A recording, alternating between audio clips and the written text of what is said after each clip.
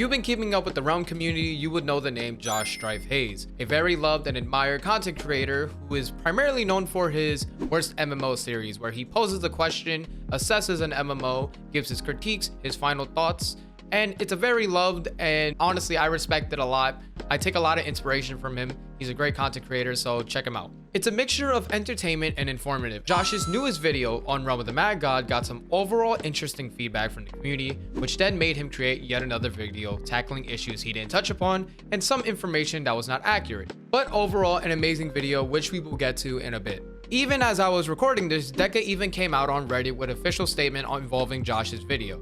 But was Josh wrong in any way whatsoever? That's what I want to discuss today.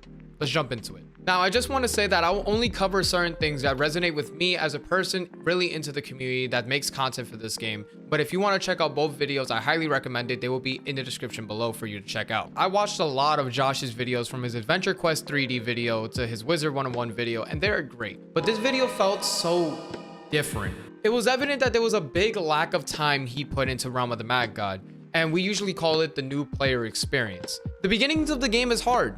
You die a lot, it's rinse and repeat, you get tired of it, and you run install. But the thing is, John can't necessarily do that because he has to give enough information where the viewer can come to the conclusion on whether or not this is the worst MMO in the series or in general. You give too little, the viewer can't properly come to that conclusion, or in this case, you might upset the community because you didn't critique the game fairly. But then again, if you give too much, we'll be here for hours. There's so much about an MMO you can cover. It has to be a balance of the two, informative and engaging. On face value, he did cover those things. I've shown friends his video of Realm and they enjoyed it a lot actually. But to me, since I'm a part of the community, I saw its issues. I'm aware of the misinformation in the video, of course, but to me, that wasn't so much the issue at hand. The issue with it was that it was surface level critiques. For such a huge audience and experience he has in this field, especially this being episode 61, it seemed more like lowball hits on the game. Important, but compared to the other issues, there was a lot of things to discuss, which we will get into. But how can he produce said quality video when there's no sense of direction for beginner players? All the interesting content is mid to end game. Who can he go to? And I know a lot of people aren't gonna like this, but the truth is, he doesn't have to do that. Realistically, no one is gonna put up with a game that's not tailored for newer players. Newer people are just gonna leave the game, uninstall, and find something else to play with. And that's why personally, Hour 3 felt like Hour 5 to him. There isn't enough content to be shared when you aren't aware of what's going on. The thing about other MMOs is that there is a more structured, organized way for the newer players to actually go and understand and then have that desire to want to learn new things about the game. The foundation is fine, but then there's so much more ahead of you, which then creates goals, which then creates ambition, which then creates a desire to want to play the game more. Realm does not do that, and while players on Reddit have actually suggested new things to be added to the game, the developers haven't been doing anything like that whatsoever. So the new player experience has been in the back burner. Find and kill this giant moth boss and get teleported back to the Realm battle map. Get a red quest to go and kill a swarm, so I do that, and then a chimera looking thing, so I do that, and then a graveyard boss, so I go and do that, and this is all very repetitive. To break down John's first video, the new player experience is horrible. This game comes off more as a money grab, and this is more of a personal one. The game doesn't push out lore enough for it to be more of an RPG type of game, and it doesn't make sense to me. Let's start with the first one. Josh's video is something I've been wanting to see for quite a while. People like me who make content for this game have hundreds of not thousands of hours. So stepping in the shoes of an actual new player is hard. The game lacks a good tutorial, lacking in useful information how to progress forward properly. I did take a look at the journal myself and it does expose you to helpful information. I will give it that, but it isn't enough for the player to fully understand anything, and this is not a good way to introduce people into the game. This seems to be driven by an old state of the game, where there were so many people it all made more sense to follow the constant bounties and feed off tons of XP from neighboring players. Big crowds of people going to rounds, which gave a more magnetic effect to head in that direction. Early game loot was more attainable. This isn't the same anymore, so the new player experience will take much more time and also be more confusing. He played the intended way that was given. With such a smaller fan base and lack of direction, I can't blame him for the video he produced. If the beginning content was engaging, informative, and beginner friendly, which then helped them progress to better mid-game or end-game content, the pacing of the video would have been 10 times better. Even if he never made it to said content, the information provided would have been enough to satisfy the people. more things would have been shown. He wouldn't be stuck at level 15 just getting bored because XP isn't optimal in midlands anymore. The thing about Realm is that nothing is ever pushed onto you. A person doing a PPE that's level 15 can jump into an 03 and get good loot.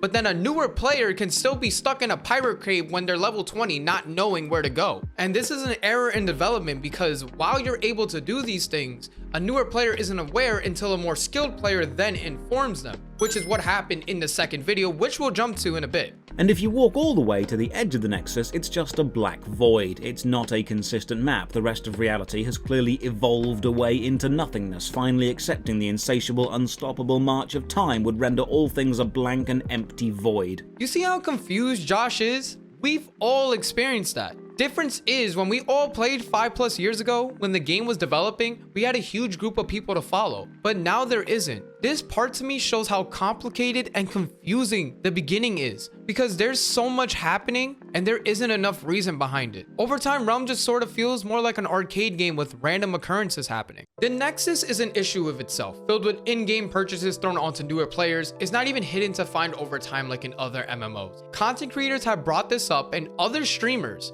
so this wasn't a surprise. Wait, guys, this seems unethical, this shop.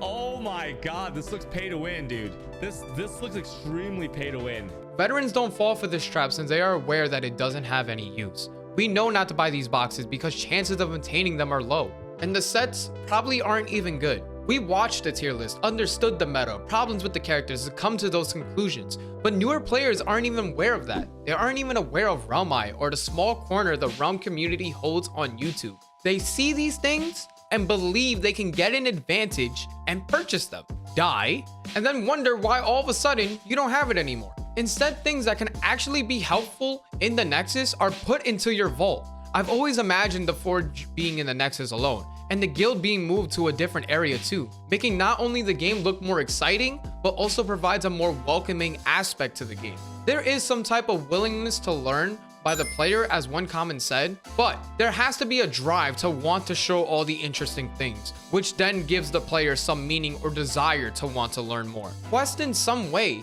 even do that. Understanding marks and just reading them or adding them to the tutorial could potentially help. Just a little bit of reading and understanding can go a long way. Finally, lore. I brought this up so many times and it still comes up in conversation. The lore in this game is so underused, it's insane, and it makes no sense to me. Campaigns are made with lore. Dungeons are made with lore. There's dungeons that correlate with other dungeons that add on to the lore. The Nest and the Mad Lab correlate. You can't sit here and tell me on a Reddit post that you're underusing lore when you implement it every time in a new addition to the game. Deca could actually make this a very strong game if they just decide to push it out more, but instead they're focusing on other miscellaneous things that is not benefiting the game whatsoever. When Josh fights Oryx, he isn't really aware as to why he's doing what he's doing. It's just a random occurrence that happens in the realm that he just so happened to stumble upon. And this is a problem. Lore gives meaning, which then creates goals for the player, which then gets players more of a reason to invest time into the game. That isn't to say you aren't from the mechanics in the game, but lack of direction and care for this experience is the reason the game is not growing. So with all these points being said, what made Josh make a second video?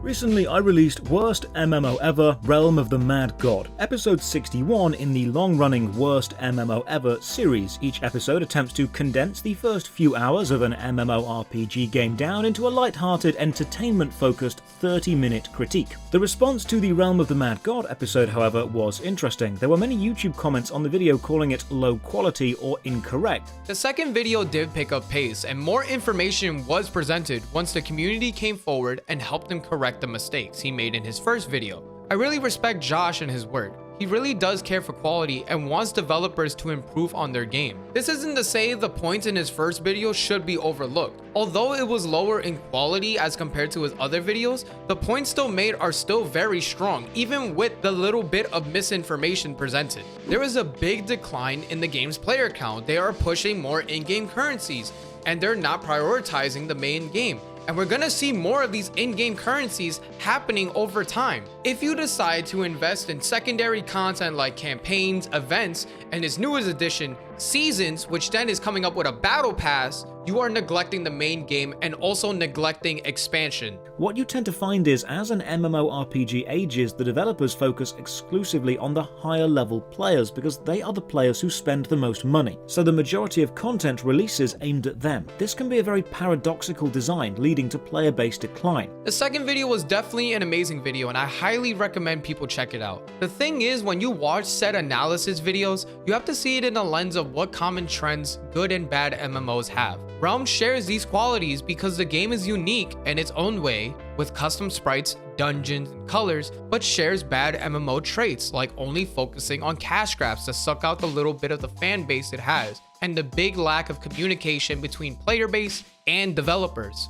After the video, many Realm players reached out to me pointing out my mistakes and offering to help fix them. I know we usually see the aggressive or angry side of any MMO community, but the majority of players genuinely do want to help. It is also deeply ironic that if the developers of Realm of the Mad God had put half as much effort into keeping new players as the Realm of the Mad God community have put into offering to help me understand it better, it would probably have the best new player experience in any MMO. Something I also want to say is the response from this video was way better compared to the first. Josh handles this in a respectful and mature manner. In the perspective of someone who has not played the game, I can see it as a follow-up review expanding on the merits and faults. I think this is where I can end the video. Thank you all so much for watching. Go check out Josh's content because he is honestly a great creator. Don't forget to like and subscribe, and I'll see all of you in the next video.